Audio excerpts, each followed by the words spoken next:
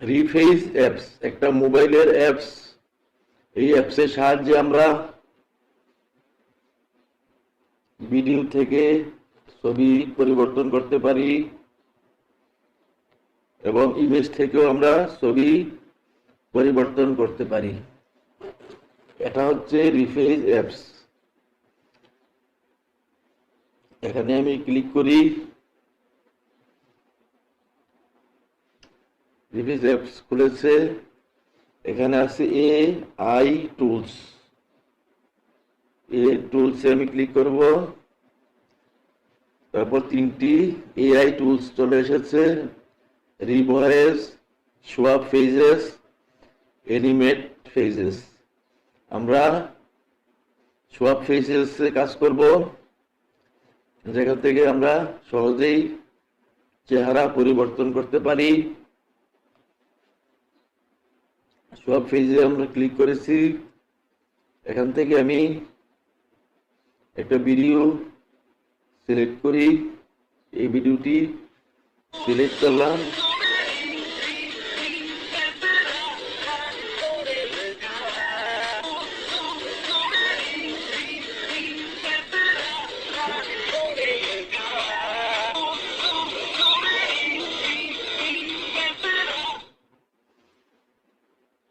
তারপর আবার নেক্সট দিব।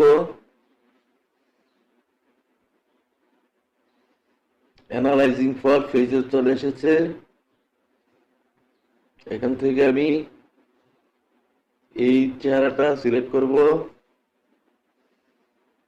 এটা হচ্ছে অরিজিনাল চেহারা, নিচে দেখাচ্ছে অরিজিনাল চেহারা।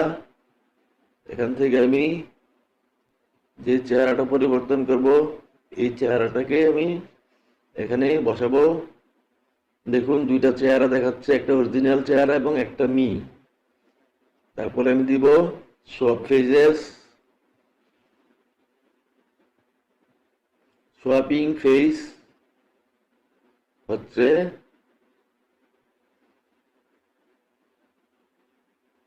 কমপ্লিট। তারপর দেখুন যে আমাদের চেহারা পরিবর্তন হয়ে গিয়েছে।